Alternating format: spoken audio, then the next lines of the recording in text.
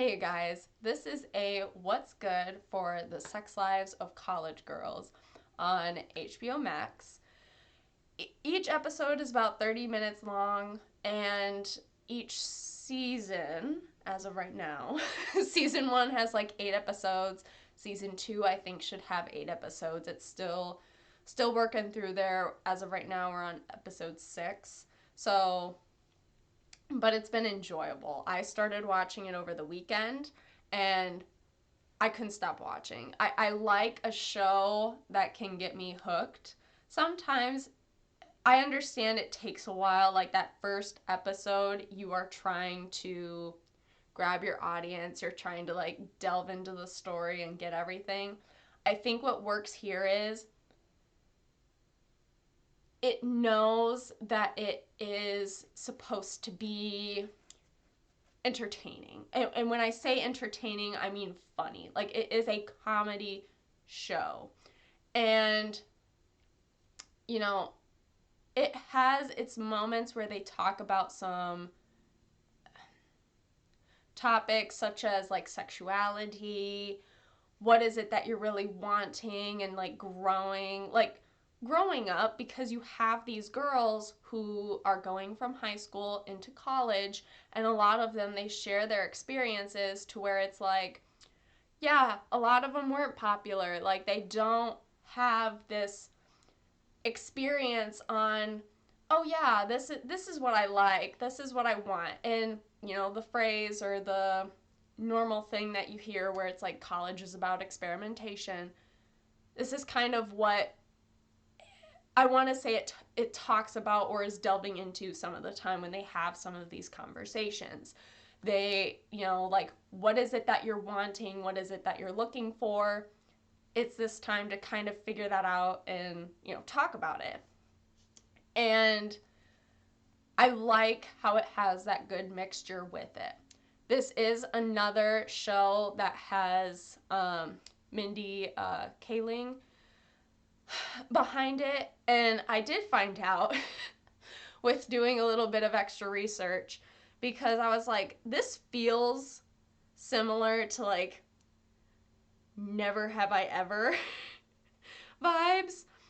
And I couldn't figure out why. I didn't know if it was just because of Mindy, but it also turns out that Justin Noble, who is a co-writer with Mindy on Never Have I Ever, he also co-wrote on this show, The Sex Lives of College Girls, and then became an executive producer on here. So I'm like, all right, that makes sense to me, because there was something about this show.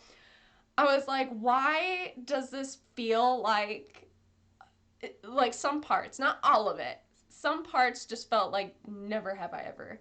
And I got like vibes from that. And I couldn't figure it out. And then I figured it out. And then I got it. I put two and two together.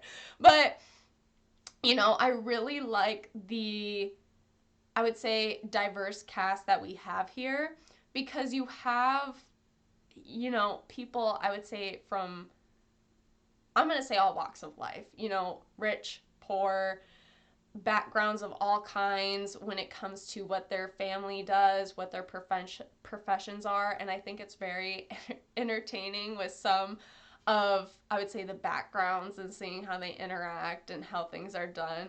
Because I don't, like, we don't know from some of these experiences. Like, for instance, one character, her mom is a senator.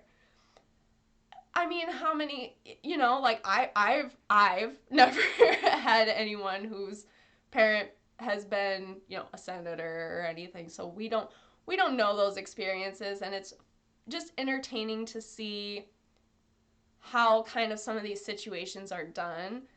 And like I said, they're not just all comedic. They have moments where it's dramatic, and they have these touching moments where it's, hey, it knows when to be funny, but it also knows when to, I would say, hit a note, hit a soft spot, and to kind of have that touching moment. And I like that.